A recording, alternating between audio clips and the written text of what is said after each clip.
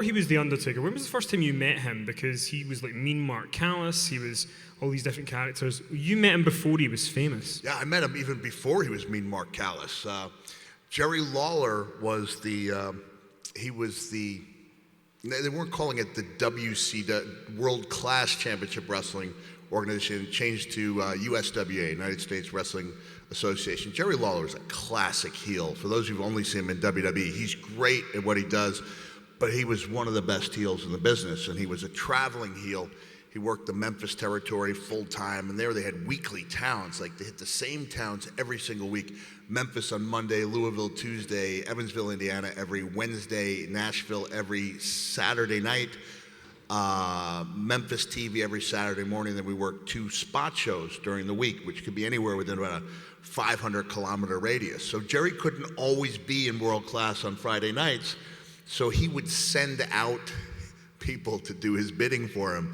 And the first time I saw Mark was when he was under the guise of like Texas Red, or he was under a hood. And it was so clear that this guy had it. You know, he was a big guy who could move and he could walk the ropes, and he was unbelievable. He came to WCW, became part of the Skyscrapers tag team. And yet there were people who didn't see a future in him, to the point where, you know, there was frustration. That was one of the hallmarks of being in WCW. If you weren't frustrated at some point, you probably didn't work WCW. So he went and did a tour of New Japan, I believe, as Punisher Dice Morgan. And when did you even know that? No, this is all new, right? And I remember him coming back, and the goal at that time was maybe to get 4 or 5 tours of New Japan a year. Like, as much as we want to be big stars, you get in the business largely because you love it. And if you can make a living doing it, you consider yourself really fortunate. None of us knew where the ceiling would be, you know, like, because none of us knew how hot the business could become. But at that time, Mark was hoping to catch on in New Japan as a semi-regular, in the same way that in 1995 I went to Paul Heyman and I said, look, you know, I'm doing okay here, but I'd like to go back to WCW and maybe, you know, put guys over on Monday nights. And Paul was like, you're better than that. You know, not only are you better than that, but I can't have you here if you're putting people over on Monday nights. So at that time, I was looking to do my 12 tours a month, 12 tours a year. Nobody does 12 tours a month. 12 tours a year for IWA Wrestling, where I would come home in much worse shape than I arrived. I was looking to do ECW, was looking to put people over on Monday nights in WCW. And it's funny how in both situations, Mark turned out to be far more than Punisher Dice Morgan, far more than one of the Skyscrapers, and I think I did pretty well for myself. What it doesn't speak of very highly is WCW's ability to spot and keep talent, because there would not be an Attitude Era had they not given away the store. They gave away The Undertaker, they gave away me, they gave away Steve Austin, they gave away Goldust, like all the and they gave away Kevin Nash before he came back for like 20 times the money. And so it did. Kevin Nash went to Ole Anderson and he said, Ole, this business isn't for me, I'd like my release. And Ole said, well, God damn it, if it's not going to be in the business, why do you need a release? He goes, I just want a sense of closure. And they signed off, and Kevin went that day and signed on to WWE. And so it was amazing how they had that innate inability to spot talent. But that's where I met him in '89, and then we traveled quite a bit in 1990 when he was Mean Mark. So, like, I feel like we need to try and get some like insider information on the Undertaker. So there's one that came up the other day. Maybe you guys have heard of this. I had not. So the driver that was taking Undertaker and his people from Heathrow to Liverpool, I was like, you know, just get some like healthy snacks in the car. Get some chicken, get some protein, da-da-da. And then he messaged me back and he goes, hey, I've got the Red Bull, I've got the water, but don't worry, I didn't get him any cucumber. Is this a thing? So apparently there's some sort of rumor that he is scared of cucumbers, or... I mean, how many people are aware of this in the room? Have you heard the rumor? I know this is supposed to be an original show, and it's not like I should be quoting other wrestlers, but when it comes to that rumor, it's true. It's damn true.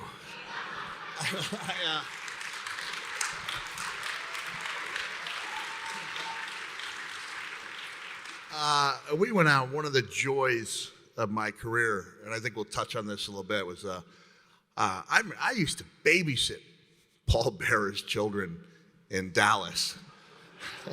I did. When he wanted to have an evening out with his wife, and then I would take them to the movies. So he was Percival Pringle III in World Class Championship Wrestling. I knew he had been a mortician.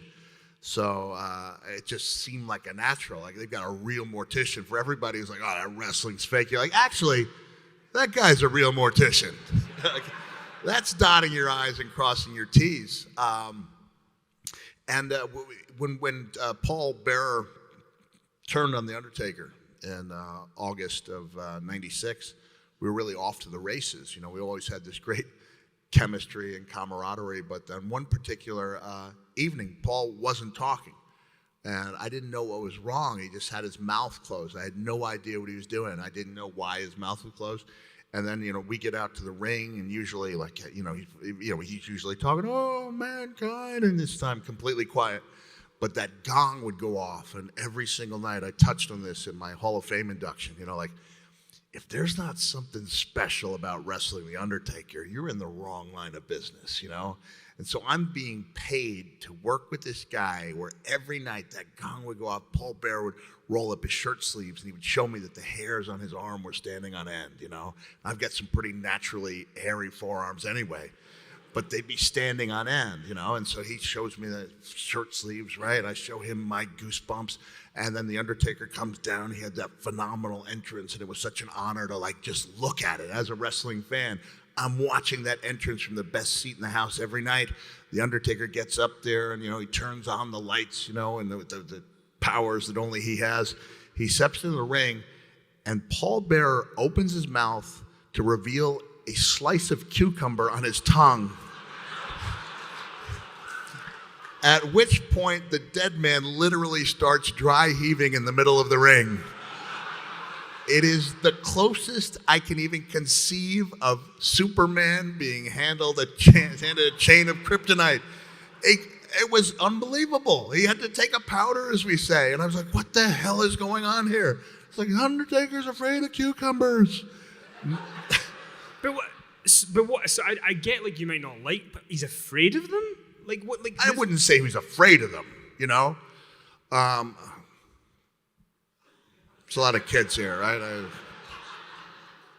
I was going to make some ridiculous comment about... Nah. And by the way, if you've seen This Is Spinal Tap, we already know that... who played bass for Spinal Tap? Derek Smalls, yeah. Remember he stowed away a cucumber in his underwear? Yeah, and he got caught in the metal. I was going to make some kind of Derek Smalls joke, but I couldn't put it together, and I didn't think it would be the most appropriate place to say that it wasn't the first time there'd been a cucumber used. That's not why we're here, right? That's not why we're here. Let's just make it why we're here. I keep things PG. I might drop one F-bomb, right? As some of you have seen my live show, I might tease it a time or two like it's a finishing move, and then we'll see. We hit it one time last night. It was like an RKO. It came out of nowhere. And we'll probably, just think of ways to hit that thing. So I wanted to ask you about, who here loved the Undertaker Mankind feud from 1996? So, because in 1996, WWF was not exactly, firing all cylinders financially. I mean, they did have Ahmed Johnson, so let's not kid ourselves. But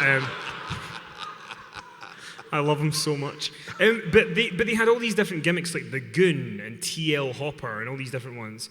And then they brought in Mankind. And I remember I was being 11 when it was on. But there was something that was genuinely terrifying about Mankind, because I'd never seen WCW really, so I didn't really know who you were. So I was seeing you for the first time. Was there any sort of trepidation in coming in and doing the character and then working with Undertaker straight away? You got to beat The Undertaker in your first feud. I didn't get to do anything. If I wanted something, by God, I took it out there.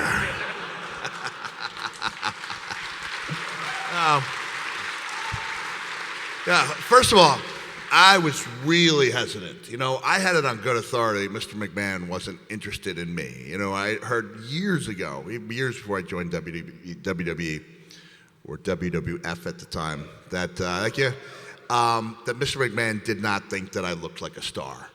I did not put two and two together until Bruce Pritchard told me about 4 years ago, Mr. McMahon. And forgive me if I repeat a couple of things I've said before, but some of it, I don't want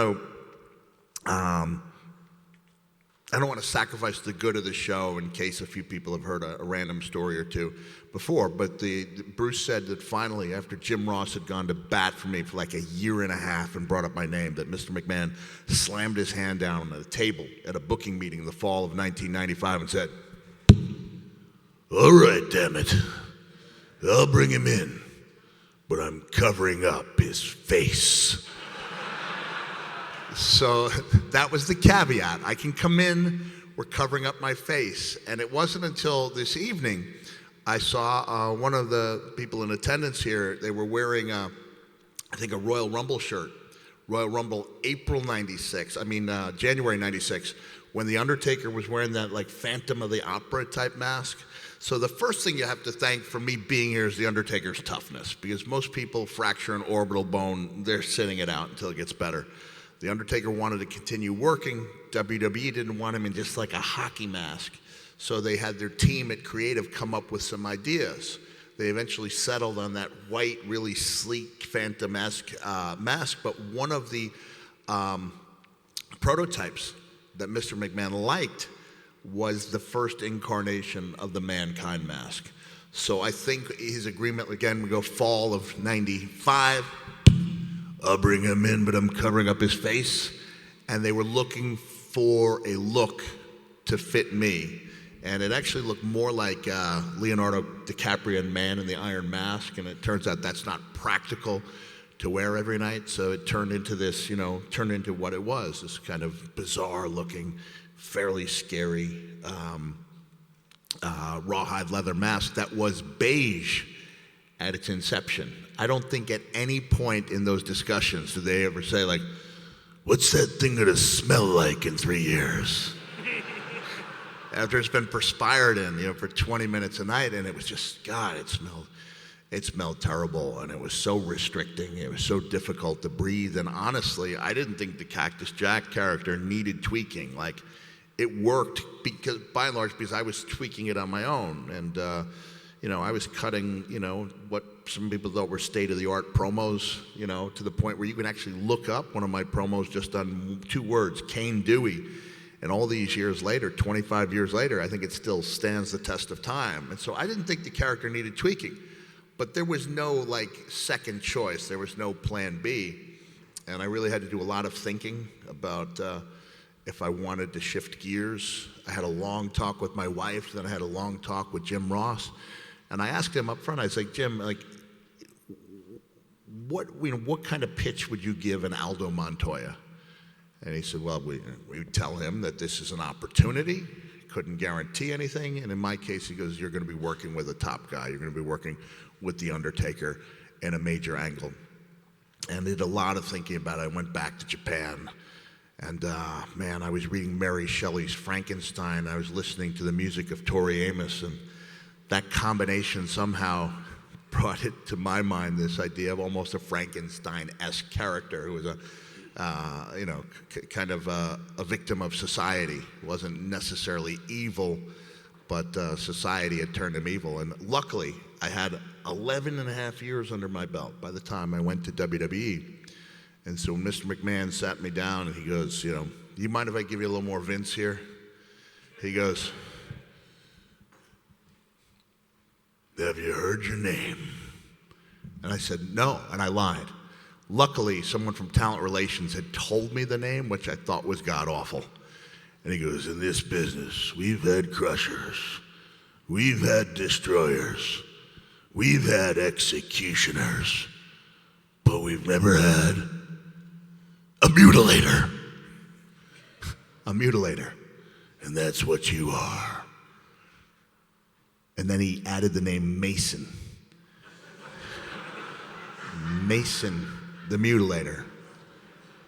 He said, what do you think, pal? And I said, I like it. A lot. But what if we just changed it a little bit so it was the Mason the Mutilator Experience?